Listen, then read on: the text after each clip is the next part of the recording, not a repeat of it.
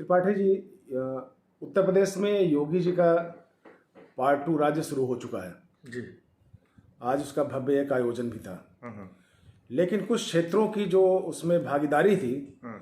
वो कम दिखने को मिल रहा है। तो आप सीनियर जर्नलिस्ट हैं, आप बताने की कोशिश करेंगे कि ये कौन सा ऐसा राज्य है जिनकी भागीदारिता कम हुई है और वहाँ के लोग छला सा महसूस कर रहे हैं।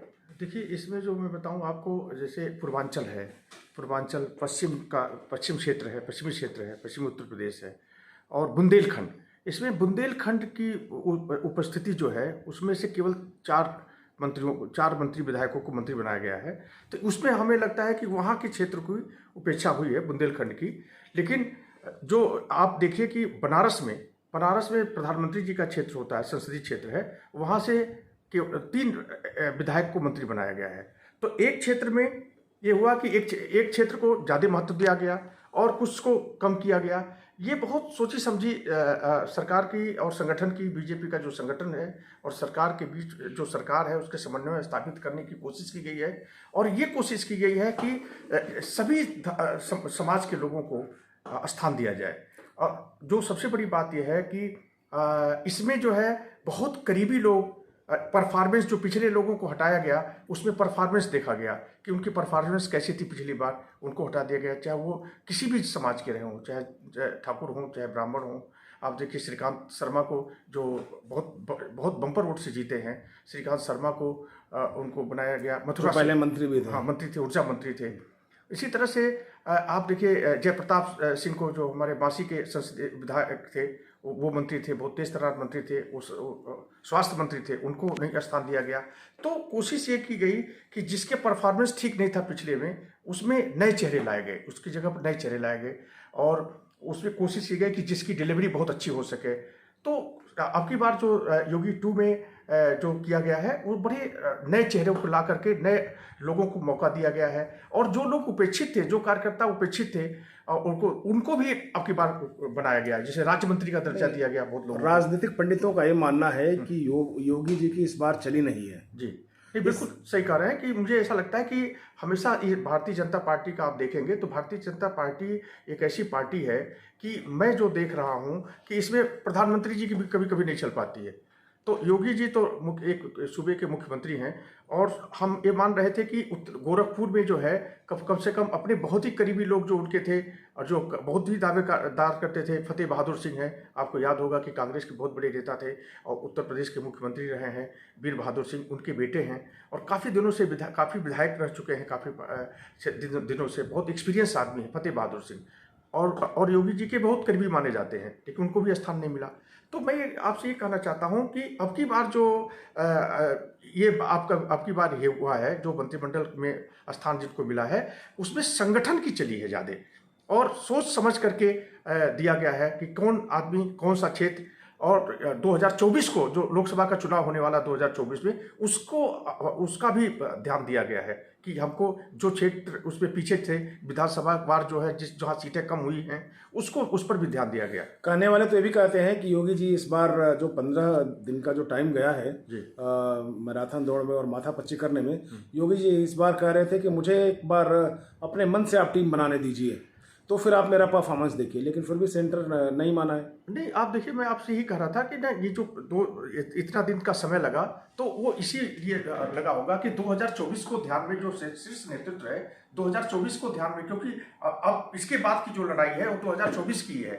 तो अभी 2024 पे अभी बीजेपी नेतृत्व के सामने एक टारगेट था कि हम उत्तर प्रदेश जीते, क्योंकि देश का सबसे बड़ा राज्य है और इस पर ये सभी जानते हैं कि दिल्ली का जो रास्ता है वो उत्तर प्रदेश से होके जाता है। तो उस टारगेट में जब उन्होंने खरे उतरे ये लोग, तो अब ये देखा गया कि हम 2024 के लिए हर क्षेत्र का स्थान दिया जाए, यूथ को स्थान दिया जाए, समाज के जो जितने भी समाज है, चाहे वो ब्राह्मण हो, ठाकुर हो। अब आप देखिए 21 सवर्णों को मंत्री बनाया गया है और 20 जो है ओबीसी को बनाया गया है, 8 जो है दलितों को बनाया गया। तो सभी जाति धर्म संप्रदाय के लोगों का ध्यान रखा गया। नहीं, महिलाएं भी हैं। भारतीय जाति में क्या मुसलमान नहीं आते क्या? लेकिन मुसलमान का प्रतिनिधित्व नहीं मिला है इसमें। ये तो विषय दूसरा है, क्योंकि इनका महत्व नहीं। एक ही मंत्री था, उसको भी अपनी बार स्थान नहीं मिला।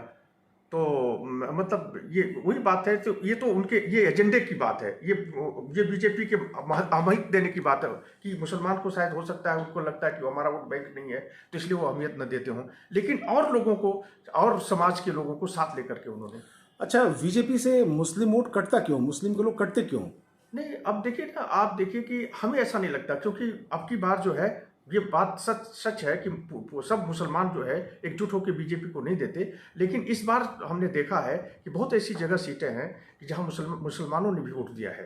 तो लेकिन बीजेपी का जो कोर वर्कर है वो ये मानता है कि हमको मुसलमान वोट नहीं देता है, और मुसलमान भी मानते हैं कि अगर हम दे भी दें तो हमको ये माना नहीं जाएगा कि हमने वोट दिया बीजेपी। नहीं, बीइंग ए सीनियर जर्नलिस्ट आपसे मैं ये जानना चाहूँगा कि मुस्लिम ऐसा क्यों सोचता है बीजेपी के पास जाने से अछूत हो जाएगा, या चाहे बीजेपी अगर मुसलमानों के पास जा रही है तो ये अछूत अपने आप को समझेगी समाज में, हिंदू और मुस्लिम की जहाँ तक खाई है। जी देखिए पंडित जी, मैं ऐसा मानता हूँ कि ये सोच एक दिन किससे नहीं बनी है, ये बहुत दिनों से बनाया गया है मुस्लिम लीडर्स के द्वारा कि बीजेपी हमारी जो है हमारी पार्टी नहीं है बीजेपी हमको। लेकिन हमने ये देखा कि बीजेपी जो है वो सबका साथ सबका विकास को जो सबका साथ सबका विकास है, ठीक है। देखिए जो भी काम हुआ है उसमें उन्होंने कोई डिस्क्रिमिनेशन नहीं किया, कोई चाहे वो आवास हो, प्रधानमंत्री आवास योजना हो। मैं मानता हूँ सारी सी बात मानता हूँ आपको, लेकिन एक बात भी मैं मानता हूँ, आप भी गांव से जुड़े हुए हैं, आप प्रधानमंत्री यहाँ तक कहते हैं,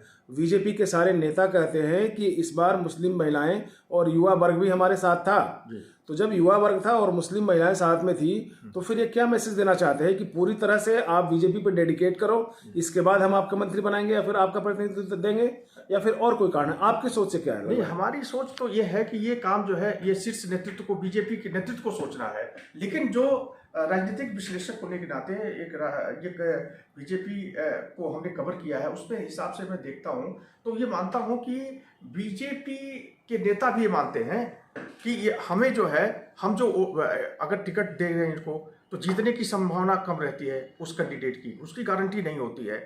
तो ये मान के चलते हैं कि हम क्यों अपनी एक सीट को क्यों नुकसान पहुंचाएं, तो उस तरह से सोचती है पार्टी।